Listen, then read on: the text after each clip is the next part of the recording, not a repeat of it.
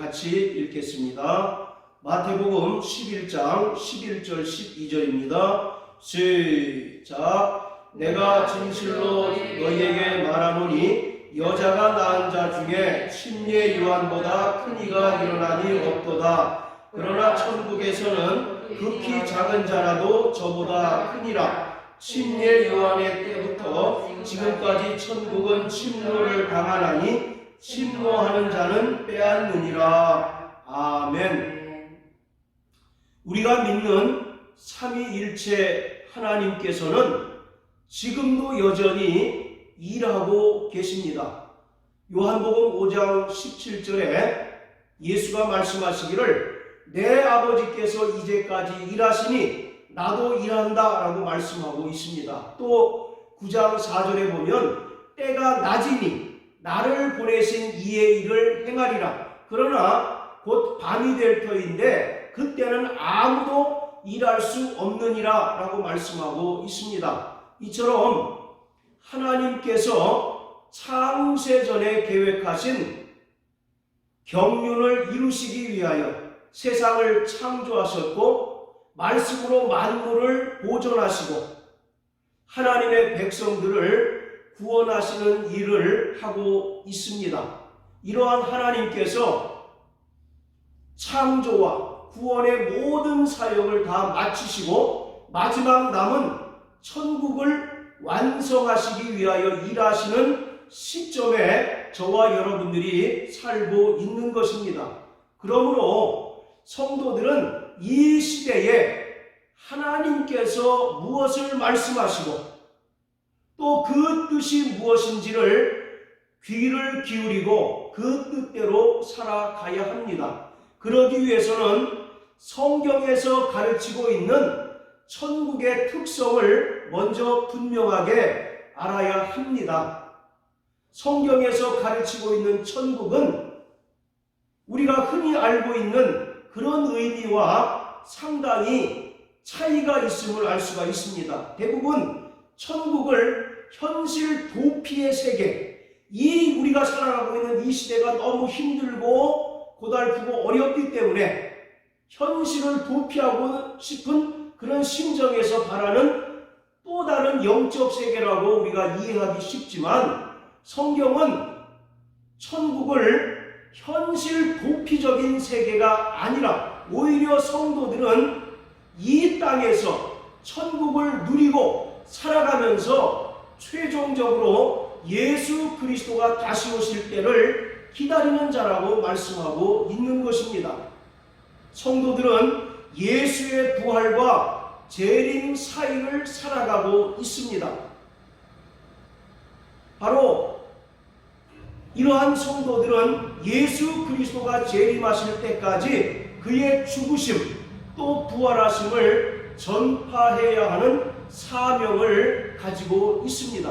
이러한 사명을 우리가 충성스럽게 감당하다가 이 세상에서 여러 가지 환난과 또 유혹을 만날 터인데 이러한 환난과 유혹 속에서도 하나님 나라 천국을 가는 길을 잃어버리거나 방황하지 않도록 날마다 하나님의 불변하는 말씀을 붙들고 말씀 가운데 나아가야 하는 것입니다. 바로 이 천국 신앙은 절대 피안의 세계가 아닙니다. 바로 이 세상에서 우리가 누리고 그 권세로 살아가는 것을 오히려 성경은 말씀하고 있는 것입니다. 그렇기 때문에 우리는 이 신앙 안에서 하나님의 구원 계획과 또 우리에게 주어진 거룩한 사명을 감당하면서 살아가고 있는 것입니다. 그러나 안타깝게도 수십 년 또는 수년간 신앙생활을 했음에도 불구하고 구원의 확신이 없고 오늘 내가 죽게 된다면 천국에 갈 수 있을까라고 하는 그 물음에 대답하지 못하고 머뭇거리고 있는 그런 사람들을 보게 됩니다. 천국은 오직 하나님의 자녀들만 갈 수 있는 것입니다. 예수 그리스도의 죽음과 부활을 믿음으로 죄사함을 받고 성령으로 거듭난 하나님의 자녀들만 들어갈 수 있는 곳이 천국인 것입니다. 거듭남이라고 하는 것은 단회적이고 또 순간적이지만 거듭난 사람들은 베드로전서 1장 22절 너희가 진리를 순종함으로써 너희 영혼을 깨끗하게 하여라고 하는 말씀처럼 이 땅에서 거듭난 자로서 하나님의 말씀으로 거룩하여지고 날마다 믿음 안에서 그 믿음이 자라고 성숙해야 할 책임이 있습니다. 천국의 완성은 예수 그리스도의 재림으로 이루어집니다. 그러나 성경은 예수가 재림하실 때를 아무도 모른다라고 이와 같이 말씀하고 계십니다. 천사들도 모르고 오직 아버지의 권한에 두었기 때문에 너희는 알 바가 아니다라고 이와 같이 말씀하고 있어요. 그렇지만 예수 그리스도는 이 세상에서 일어나는 징조들을 통하여 하나님의 나라가 가까이 온 줄을 알라고 우리에게 분명히 말씀하고 있습니다. 자, 우리 누가복음 21장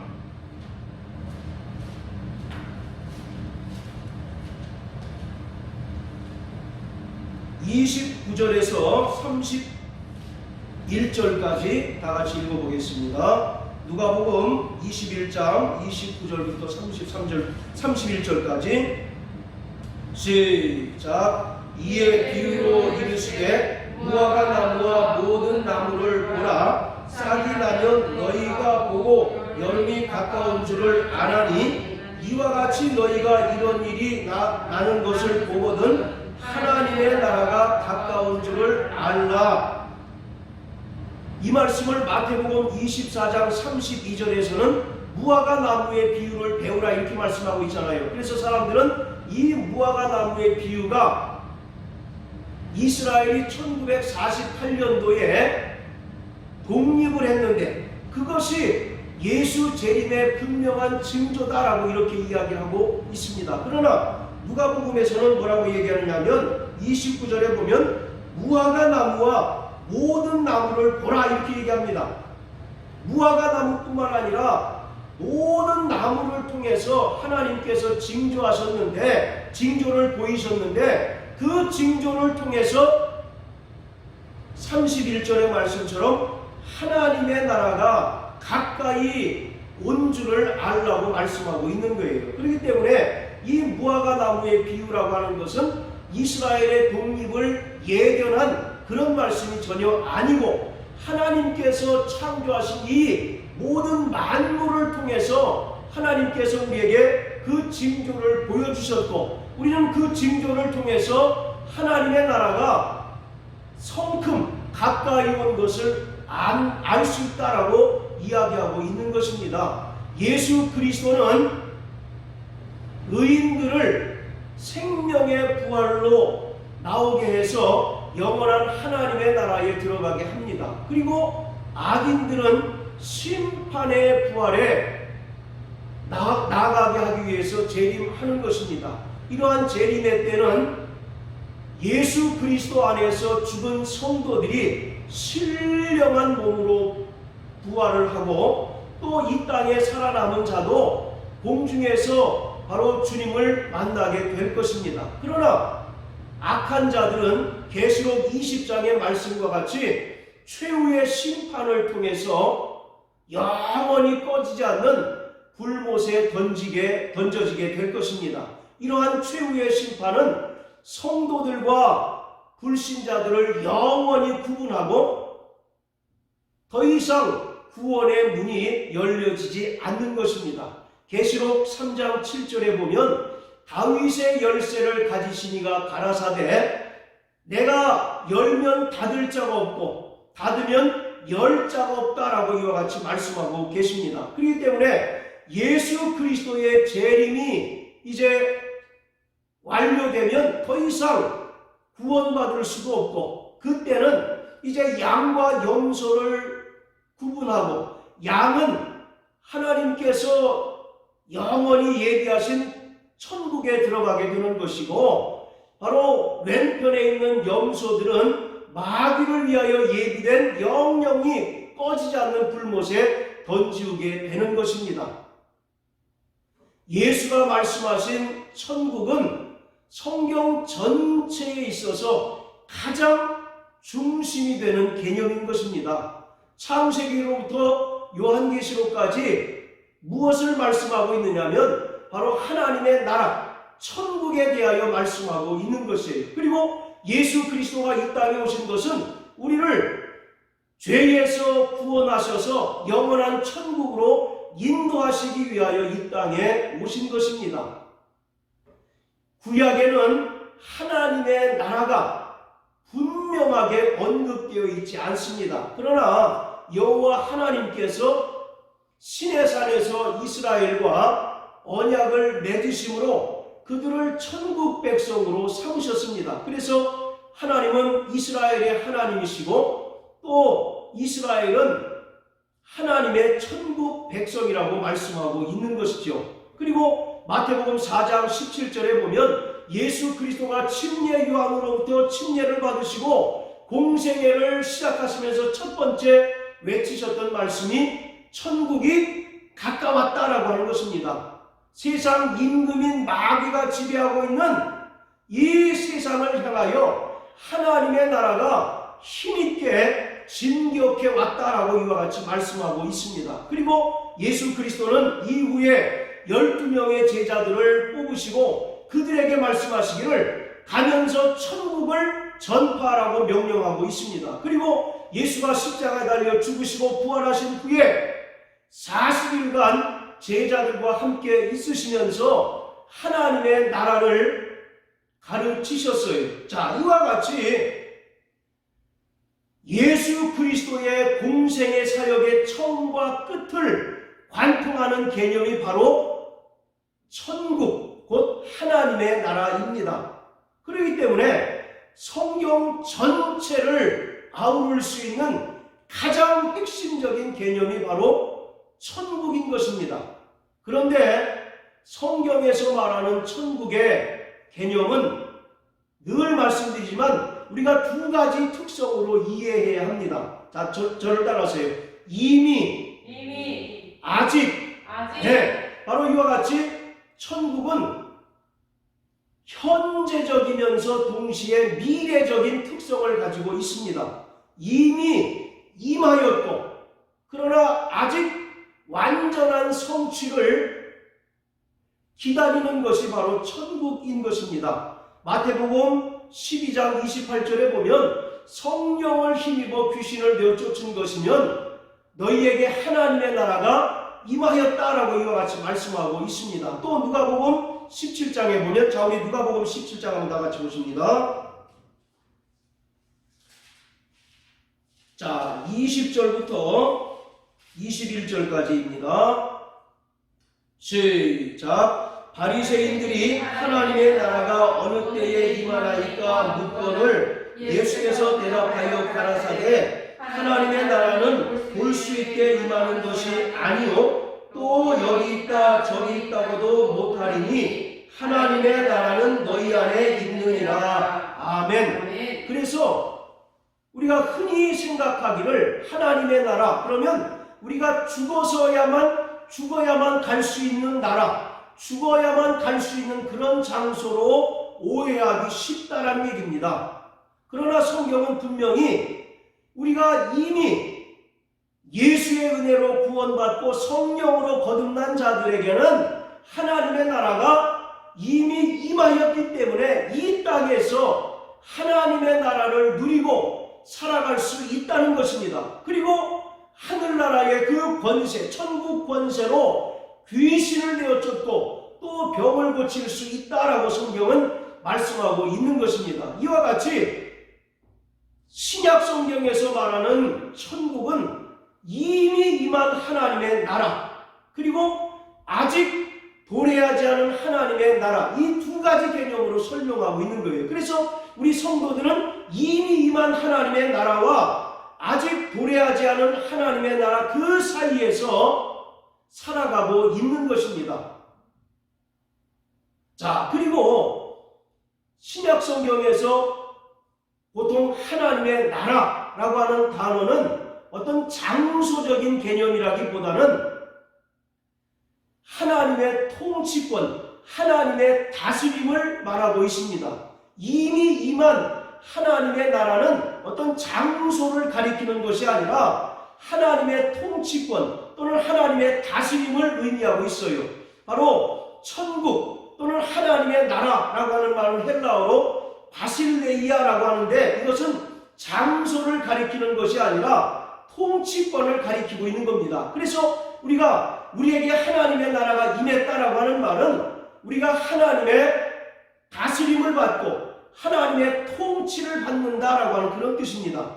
여러분들, 국가의 3요소가 뭡니까? 첫째는 영토가 있어야 되겠죠. 그리고 두 번째로는 백성이 있어야 되지 않습니까? 그리고 세 번째 뭐겠어요? 주권이 있어야 되잖아요. 그래서 그 주권이 왕에게 있으면 왕정국가가 되는 거고, 그 주권이 국민들에게 있으면 민주국가가 되는 것 아니겠습니까? 자, 그런데 우리가 과거에 일제에 의해서 36년 동안 나라를 빼앗겼어요. 그런데 그 나라를 빼앗겼다는 얘기가 무슨 말입니까? 이 영토를 빼앗겼다는 얘기입니까? 영토는 그대로 있잖아요. 네. 그리고 백성들도 그대로 있지 않습니까? 네. 그럼 뭘 빼앗겼다는 얘기입니까? 그 주권을 빼앗겼다는 얘기인 것처럼 우리에게 하나님의 나라가 임했다라고 하는 말은 하나님께서 우리를 완전하게 장악하시고 통치하신다라고 말씀하고 있는 것이에요. 그것이 바로 이미 임한 하나님의 나라라고 하는 의미인 것입니다. 그리고 아직 도래하지 않은 하나님의 나라는 장차 주 예수 그리스도가 영광 중에 강림하셔서 우리를 영원히 데리고 가실 거룩한 장소, 그것이 계시록 21장에 이야기하고 있는 새하늘과 새 땅, 그리고 22장에서 말하고 있는 바로 새 에덴 동산을 이야기하고 있는 것입니다. 그렇기 때문에 하나님의 나라, 천국에 들어갈 수 있는 자는 이 땅에서 하나님의 통치를 받고 이 땅에서 하나님의 다스림을 받는 자들이 하나님 나라에 들어가게 되는 것입니다. 자, 우리 히브리서 4장을 다 같이 한번 보시겠어요?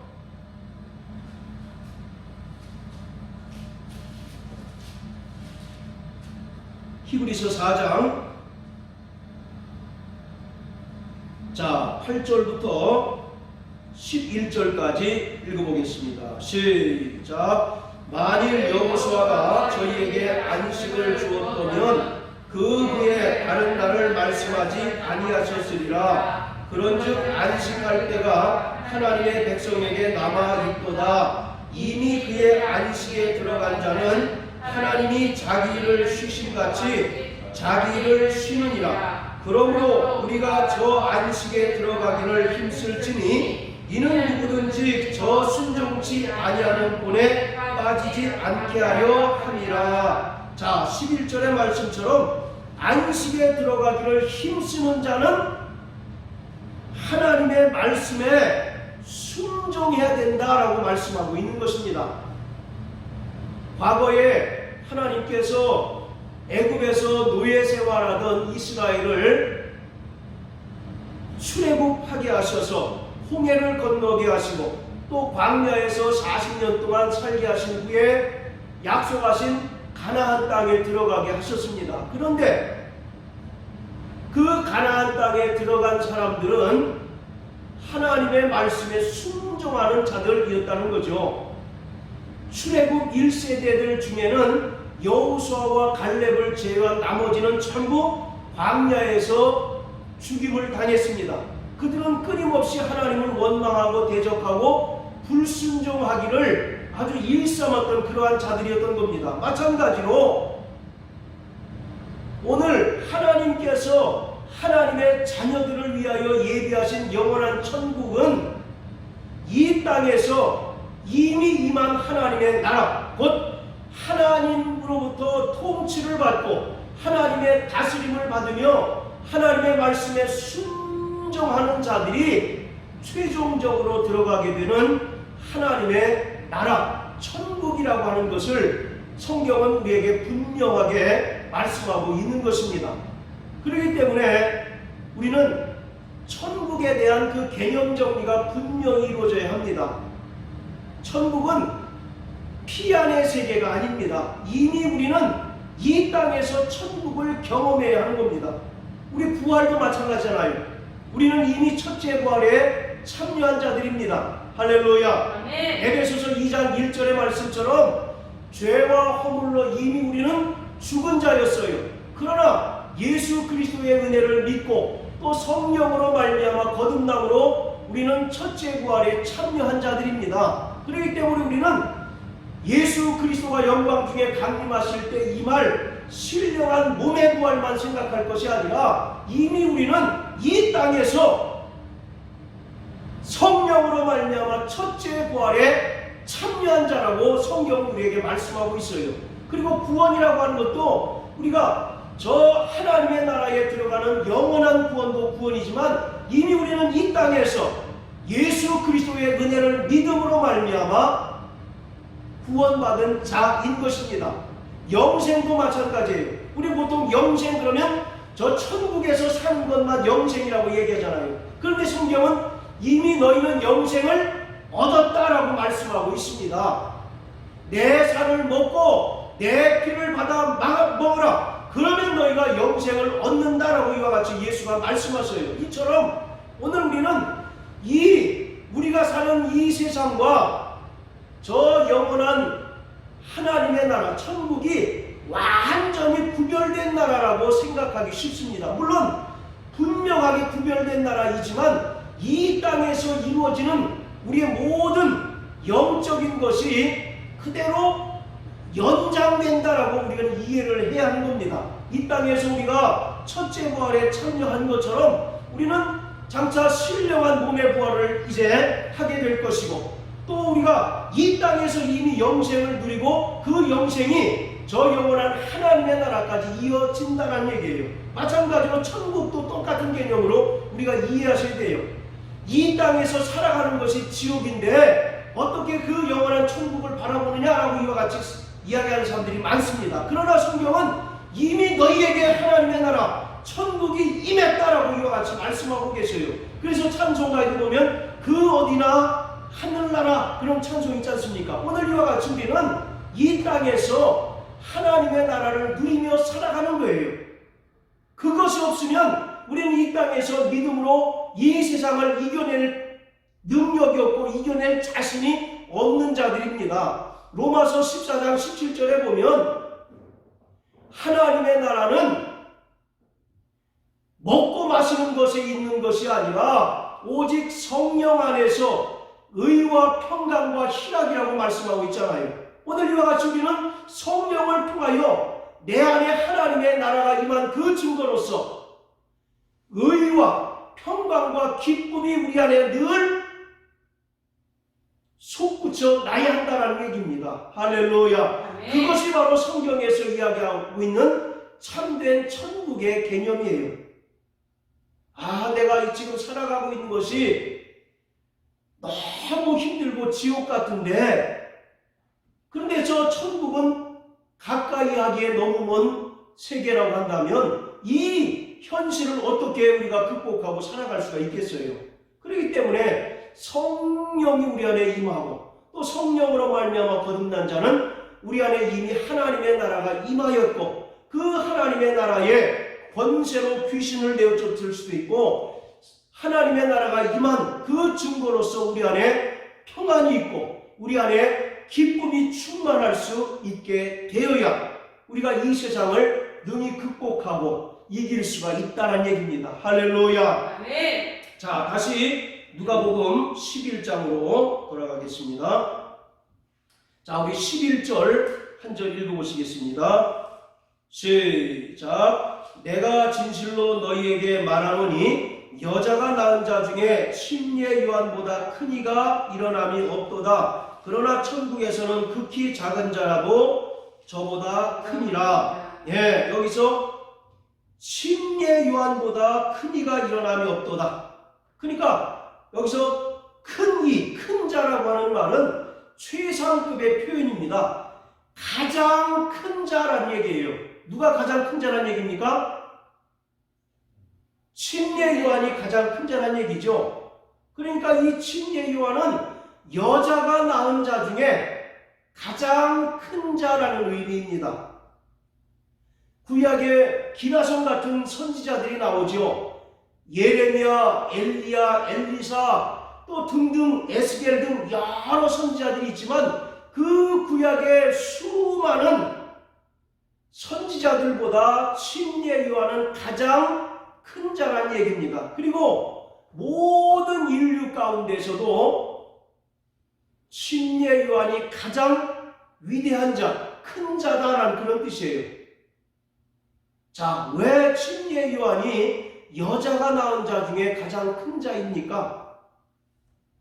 침례 요한은 예수 그리스도가 태어나실 것을 이미 구약의 선지자를 통해서 예언하셨듯이 침례 요한의 출생에 대해서도 이미 하나님의 예언이 있기 때문인 것입니다. 자, 우리 누가복음 1장 한번 다 같이 보세요. 누가복음 1장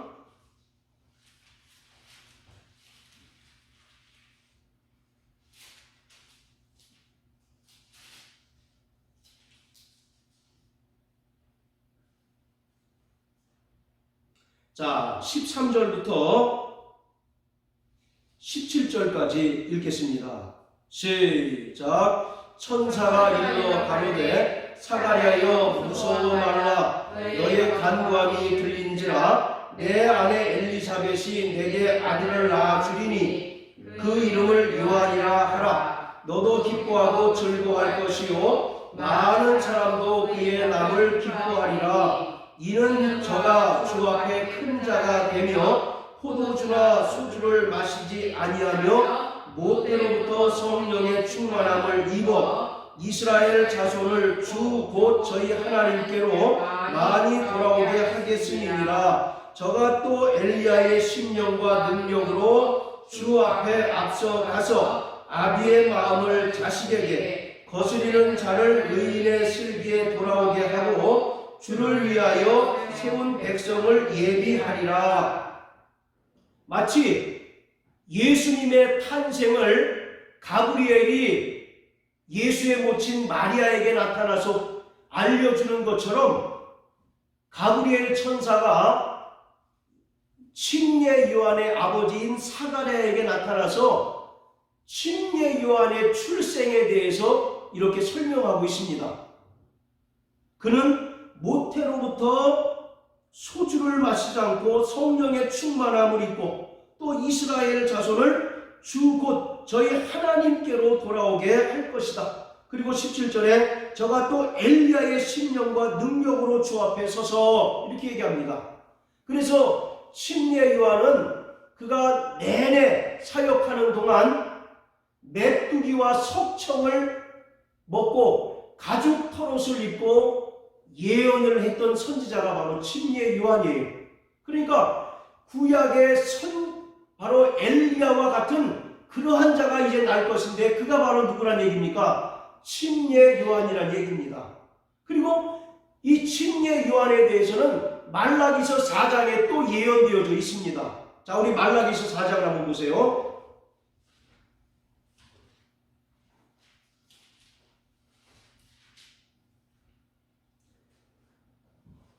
자, 5절 6절입니다. 시작. 보라, 여호와의 크고 두려운 날이 이르기 전에 내가 선지 엘리야를 너희에게 보내리니 그가 아비의 마음을 자녀에게로 돌이키게 하고 자녀들의 마음을 그들의 아비에게로 돌이키게 하리라. 돌이키지 아니하면 두렵건대 내가 와서 저주로 그 땅을 칠까 하노라 하시니라. 자, 5절에 보면 여호와의 크고 두려운 날이 이르기 전에, 이 말은 메시아가 오시기 전에 그런 뜻입니다. 그러니까 예수 그리스도가 오시기 전에 누가 먼저 와야 된다는 얘기입니까? 아니, 4장 5절에 엘리야가 먼저 와야 된다는 얘기죠. 네. 그 엘리야의 심령으로 온 자가 누굽니까? 침례 요한이라는 얘기예요. 그래서 6절에 보면 그가 아비의 마음을 자녀에게로 돌이키게 하고 또 자녀들의 마음을 아비에게로 돌이키게 하리라. 그래서 침례 요한이 예수님께 침례를 주기 위해서 이스라엘 백성들에게 뭐를 베풀었습니까? 회개의 침례를 베풀었잖아요. 회개란 말이 돌이키는 것 아니겠습니까? 하나님을 떠난 이스라엘 백성이 다시 이 회개의 침례를 통해서 하나님께로 돌아오게 하는 역할을 하는 자가 바로 침례 요한이란 얘기예요. 이만큼 여러분들 이 세상에 태어난 자들 중에 그 출생에 관하여 예언되어진 사람이 있습니까? 없습니까? 없어요. 예수님 말고 아무도 없잖아요. 바로 그런데 이 침례 요한은 말라기 선지자를 통해서 예언되어진 자였었고 또 예수님의 그 출생과 같이 가브리엘 천사를 통해서 침례 요한이 태어날 것을 이미 예고받은 그러한 자였습니다. 그러니까 여자가 낳은 자 중에 침례 요한보다 큰 자가 없다라고 이렇게 이야기하고 있는 거예요. 구약의 선지자들의 가장 큰 소원이 무엇이겠습니까? 구약의 수많은 예언자들의 소망이 뭐겠어요? 그들이 줄기차게 누구를 예언하고 있습니까? 예수 그리스도가 오시리라는 것을 계속 예언하고 있잖아요. 그런데 그들은 하나님께로부터 그 말씀을 받아서 예수 그리스도에 관하여 예언만 했지 그 예수를 본 자가 있어요? 없어요? 본 자가 하나도 없어요. 그러나 바로 침례 요한은 그의 출생도 예언을 통해서 이루어졌고 또 그가 구약의 선지자들이 그토록 보기를 사모했던 메시아 곧 예수 그리스도를 보았을 뿐만 아니라 그에게 침례를 베풀었던 자였던 것입니다. 그래서 여자가 낳은 자 중에 침례 요한보다 큰 자가 없다라고 이렇게 이야기하고 있는 거예요. 그러나 다시 마태복음 11장 돌아가서요. 그러나 천국에서는 극히 작은 자라도 저보다 크다라고 이렇게 얘기합니다. 여자가 낳은 자 중에 침례 요한이 가장 큰 자이지만 천국에서는 극히 작은 자, 여기서 극히 작은 자는 누굴 가리키겠습니까? 천국에 들어가는 하나님의 자녀들을 가리키고 있는 거예요. 아무리 침례 요한이 여자가 낳은 자 중에 가장 위대하고 가장 큰 자이지만 천국에서는 하나님의 자녀들보다 작다라고 이렇게 이야기하고 있습니다. 이것은 이 세상의 가치와 천국의 가치의 차이를 강조하고 있는 표현입니다. 이 세상이 아무리 좋은들 저 영광스러운 천국, 영원한 하나님의 나라에 비할 소냐라고 하는 그런 이야기인 것이에요. 자, 그리고 또 12절을 같이 한번 읽습니다. 시작. 침례 요한의 때부터 지금까지 천국은 침노를 당하나니 침노하는 자는 빼앗느니라. 이 12절이 굉장히 그 해석상에 이제 논란을 불러일으키는 구절인데 여기서 침노하다라는 얘기는 폭력을 당하다 또는 강제로 빼앗기다라고 하는 그런 이야기입니다. 그런데 이 말씀을 언뜻 우리가 읽어볼 때는 마치 천국이 폭력을 당하고 노력질을 당하는 것처럼 이렇게 이제 기록되어져 있잖아요. 자, 그런데 이 12절을 우리가 올바로 이해하기 위해서는 그 뒤에 침노하는 자가 도대체 누구인가 이것을 알게 되면 침노를 당한다라고 하는 이야기가 무슨 의미인지 정확하게 이해할 수 있습니다. 자, 여기서 침노하는 자는 누구를 가리킬까요? 어떻게 생각하십니까? 침노하는 자. 침노하는 자는 막 강제로 폭력을 행사해서 빼앗는다라는 그런 의미가 있거든요.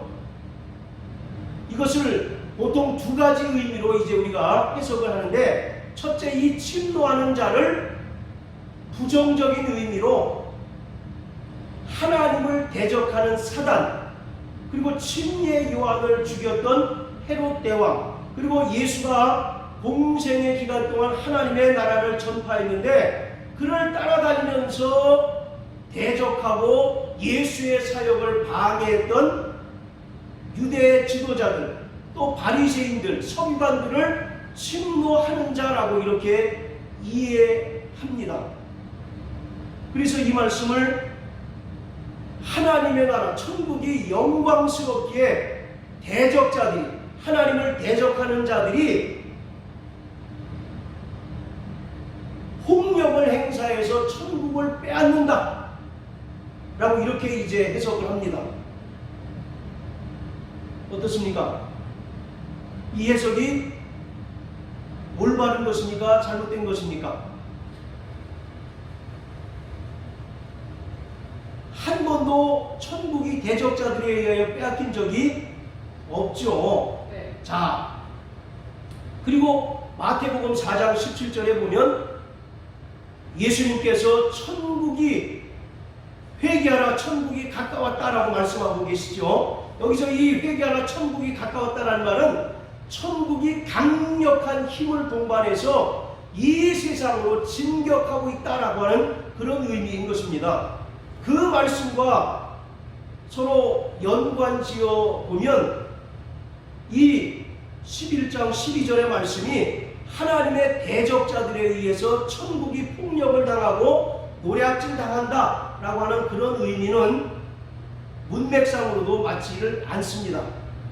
자, 그래서 이제 두 번째, 이제 긍정적인 의미로 이 침노하는 자는 바로 천국을 소망하는 자, 또 천국을 소유하기를 원하는 자를 가리키고 있는 거예요. 그러한 자들이 천국을 빼앗는다라고 이와 같이 이야기합니다. 자, 우리 누가복음 16장 한번 다 같이 보세요.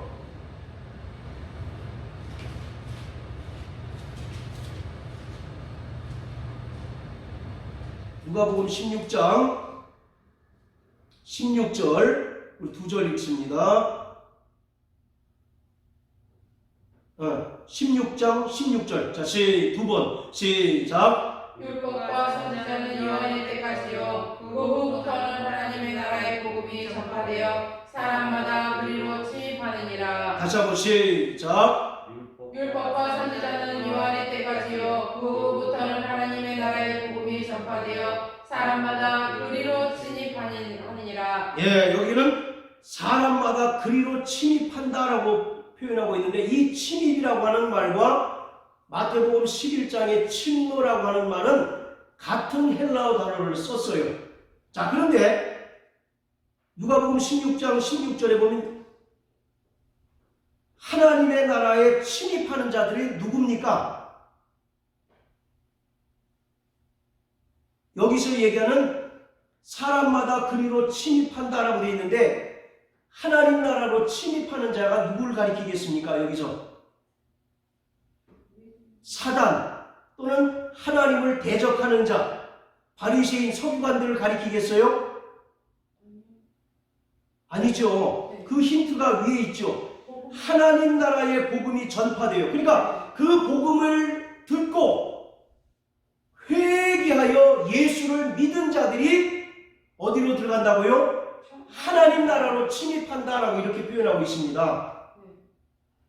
자, 이해하셨죠? 네. 자, 이와 같이 다시 마태복음 11장으로 돌아가서요. 여기서 침노하는 자라는 것은 하나님을 대적하는 자가 천국의 폭력을 행사해서 노략한다라는 의미가 아니라, 어떤 면에서는 반어법적인 의미로 그 복음을 듣고, 천국 복음을 듣고 회개하는 자들, 그리고 예수의 은혜를 믿어 구원받은 자들이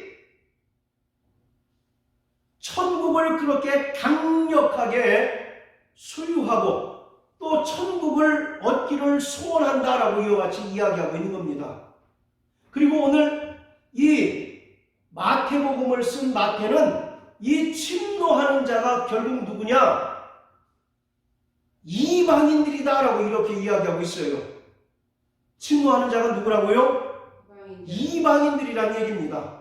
자, 우리 마태복음 8장 한번 다 같이 보십니다. 마태복음 8장 12절 우리 김집사님 한번 읽어주십시오. 나라의 본자손들은 바깥 어려운 데 쫓겨나 거기서 울며 이를 갈미 있으리라. 나라의 본자손들은 바깥 어두운 데 쫓겨나 거기서 울며 이를 갈미 있다. 나라의 본자손들은 누구겠어요? 유대인들, 이방인들.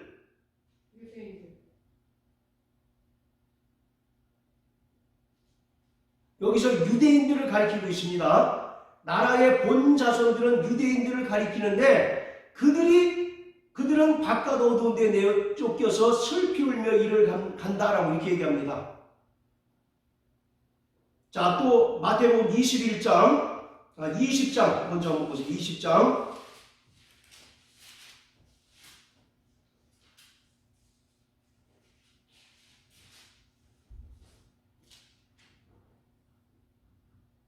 16절. 자, 같이 읽습니다. 시작. 이와 같이 나중된 자로서 먼저 되고 먼저 된 자로서 나중되리라. 자, 나중된 자로서 먼저 되고 먼저 된 자로서 나중된다. 이거 우리가 보통 어떻게 이해를 합니까? 우리가 먼저 신앙생활 하는 사람들이 게을러서 이제 막 신앙생활 하는 사람들한테 상급을 많이 뺏긴다, 그런 말로 우리가 이해하잖아요. 그런데 예수님께서 이 말씀을 하신, 이 비유를 하신 말씀의 뜻은 나중된 자라고 하는 것은 이방인들을 가리킵니다. 그럼 먼저 된 자는 당연히 누굴 가리키겠어요? 유대인들을 가리키는 거예요. 구원의 순서를 이야기하고 있습니다. 아까 마태복음 8장에 보면 나라의 본자손들은 다 쫓겨난다 이렇게 얘기하지 않습니까? 네. 자, 또 21장 43절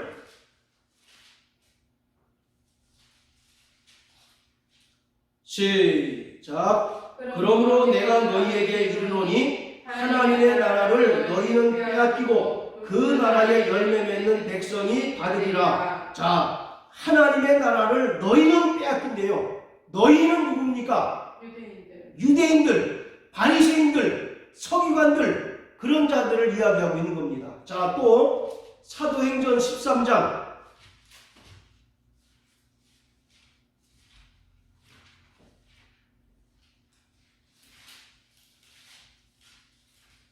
46절.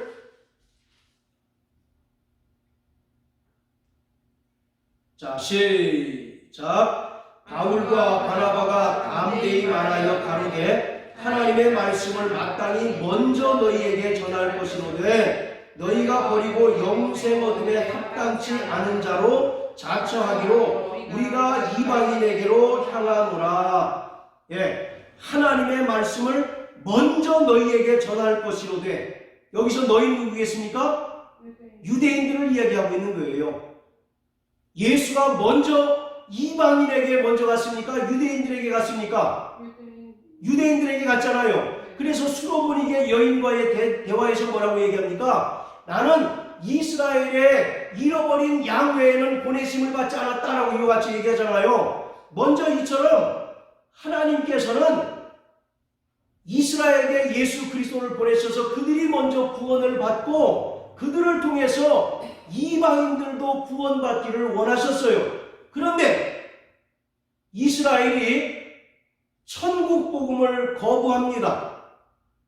하나님의 은혜를 거부합니다. 그에 따라서 천국 복음이 이제 어디로 전파됩니까?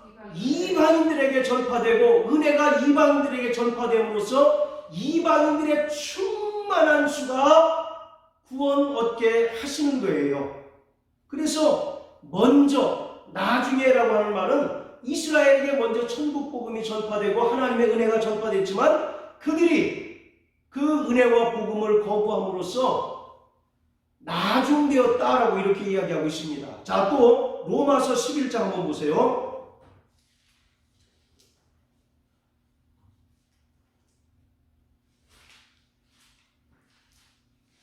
자, 28절부터 31절까지 시작. 복음으로 하면 저희가 너희를 인하여 원수된 자요, 택하심으로 하면 조상들을 인하여 사랑을 입은 자라. 하나님의 은사와 부르심에는 후회하심이 없느니라. 너희가 전에 하나님께 순종치 아니하더니 이스라엘에 순종치 아니함으로 이제 긍휼을 입었는지라. 이와 같이 이 사람들이 순종치 아니하니 이는 너희에게 베푸시는 긍휼로 이제 저희도 긍휼을 얻게 하려 하심이니라. 자, 30절 한번 읽어보십니다. 시작. 너희가 전에 하나님께 순종치 아니하더니 이스라엘에 순종치 아니함으로 이제 긍휼을 입었는지라. 여기서 이야기하는 너희는 누굴 가리키겠습니까? 이방인들을 가리키죠. 왜냐하면 그 뒤에 이스라엘 나오잖아요. 그러니까 너희가 전에 하나님께 순종치 아니하더니, 이 말은 너희 이방인들은 과거에 하나님과 상관없는 백성이었다는 거죠. 그런데 이스라엘이 그 하나님의 은혜와 복음에 순종치 아니함으로 이방인들이 은혜를 입었다라고 이렇게 이야기하고 있는 거예요. 자, 이와 같이 오늘 마태복음 11장 12절에 천국은 침노를 당하나니 침노하는 자가 빼앗는다라고 하는 말은 그만큼 이방인들이 천국의 가치를 깨닫고 천국을 사모하는 것을 표현하고 있는 겁니다. 자, 여러분들 한 가지 예를 들어볼게요. 어떤 마트나 백화점에서 명품 세일을 해요. 그런데 그것도 하루 왼종일이 아니라 딱 몇 시간만 정해두고, 쉽게 얘기해서 땡처리를 하는 거예요. 땡처리를. 그러면 그것을 살려고 하는 사람들이 어떻습니까? 문 열리기 전에 그냥 꽉 짐을 치고 있잖아요. 그러다 문 탁 열면은 우르르 몰려들어가지고 막 서로 잡으려고 아우성치지 않습니까? 그러다 가끔 막 머리카락도 잡고 싸움도 나고 막 그러지 않습니까? 그것처럼 이 세상의 명품도 서로 먼저 얻으려고 그렇게 막 과격하게 달려드는데 이방인들이 천국의 가치를 알았다는 거죠. 과거에는 이방인은 하나님과 상관없는 백성이었어요. 자, 우리 에베소서 2장 한번 보세요.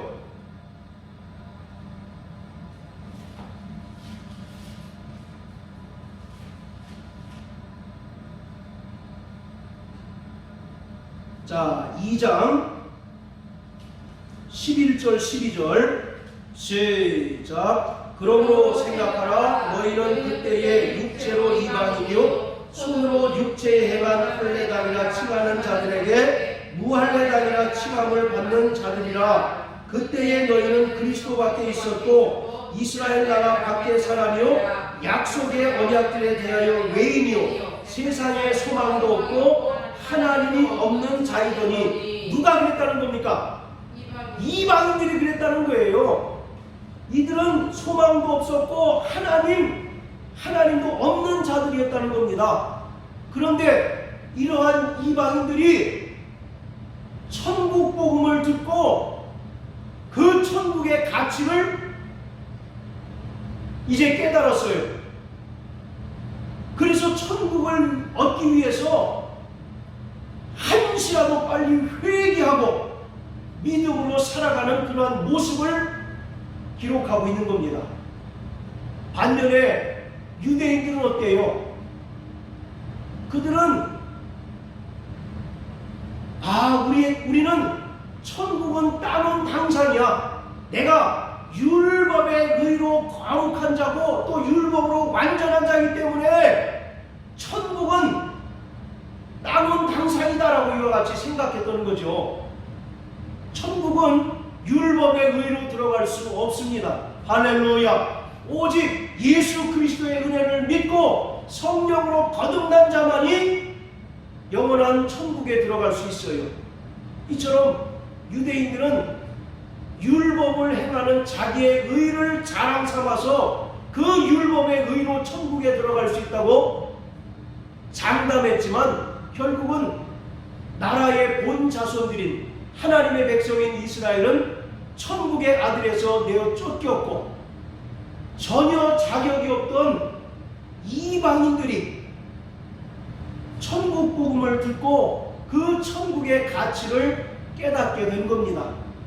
그래서 한시라도 빨리 아까 마치 마트나 백화점에서 땡 처리하기 위해서 문 열었을 때 달려가서 서로 잡으려고 난동을 부리는 것처럼 그와 같이 과격하게 그와 같이 아주 뭐랄까요 강력하게 그 천국에 대해서 반응한다는 얘기입니다.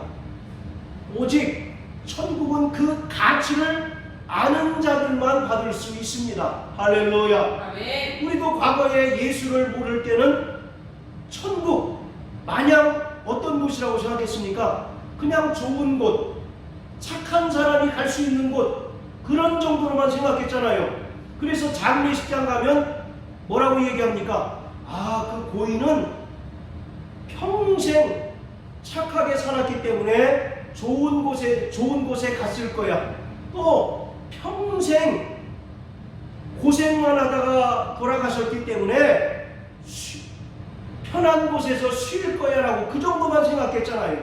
그러나 천국은 착한 사람, 또 이 땅에서 남에게 아쉬운 소리 해코지 하지 않고 선을 행한 사람이 들어가는 것이 아니라 오직 예수의 그 은혜를 믿고 성령으로 거듭난 자들이 들어갈 수 있다는 사실을 비로소 깨달은 다음에 우리는 천국의 소망이 처음 믿을 때보다 더 간절하고 더 커가야만 한다는 것입니다.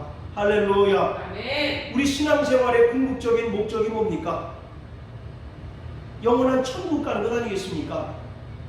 고린도전서 15장에도 보면 사도 바울이 말합니다. 우리에게 부활이 없다면 우리의 전파하는 것도 헛것이고 우리의 믿음도 헛것이고 또 우리는 세상에서 가장 불쌍한 자로 판결나리라고 말씀하잖아요.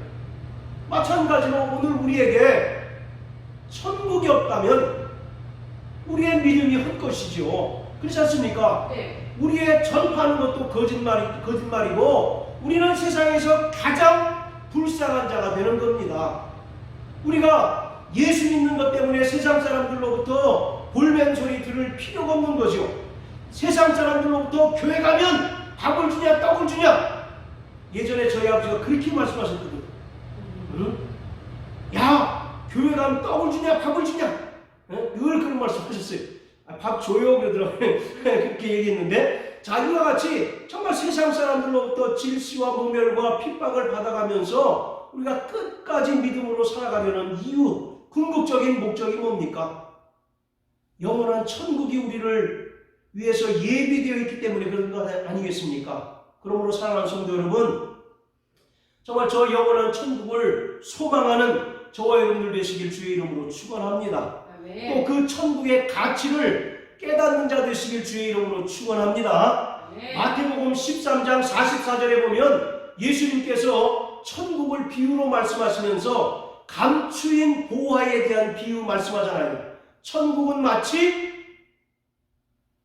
밭에 감추인 보화와 같으니 사람이 그 보화를 발견하고 자기의 모든 소유를 팔아서 그 밭을 샀다라고 이와 같이 얘기하지 않습니까? 이 사람은 저기 한번 마태복음 13장 한번 보세요.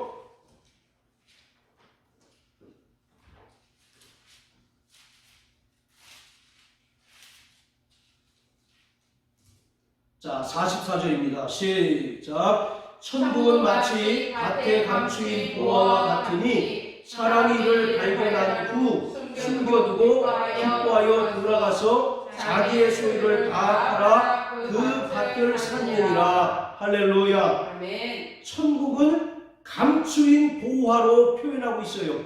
왜 감추인 보화일까요? 천국을 다 오픈했다라고 이렇게 표현하면 되는데 왜 감추인 보화라고 얘기했을까요? 모두에게 공개된 비밀이기 때문에 그렇습니다. 뭐라고요? 모두에게 공개된 비밀이에요. 예수가 다 공개됐잖아요. 네. 천국이 다 공개됐잖아요. 그러나 예수와 그 천국은 그 가치를 아는 사람에게 중요한 겁니다. 가치를 모르는 사람은 예수를 거치는 돌로 여기는 거예요. 공연히 교회 다니면 헌금이나 내지 그런 말 하는 사람들은 천국에 대한 가치를 아는 겁니까? 모르는 겁니까? 모르는 거죠. 이와 같이 감추인 보화란 얘기는 공개된 비밀로서 그 가치를 아는 사람에게만 허용되는 것이라는 거예요. 그래서 그 가치를 아는 사람은 자기의 소유를 다 팔아 그 밭을 산다라고 이렇게 얘기합니다. 사랑하는 성도 여러분, 날마다 천국의 가치를 깨닫고 그 천국 백성에 합당한 삶을 사는 저와 여러분들 되시길 주의 이름으로 축원합니다. 천국 백성으로서 합당한 삶이란 뭘까요? 날마다 예수의 보혈을 의지하여 회개하는 겁니다. 또 날마다 저 영원한 천국을 바라보고 믿음으로 살아가는 자, 그리고 천국을 최상의 가치로 두고 그 천국을 향하여 살아가는 자, 그러한 자가 천국을 침노하는 자요, 또 천국을 소유하는 자라고 오늘 성경은 말씀하고 있습니다.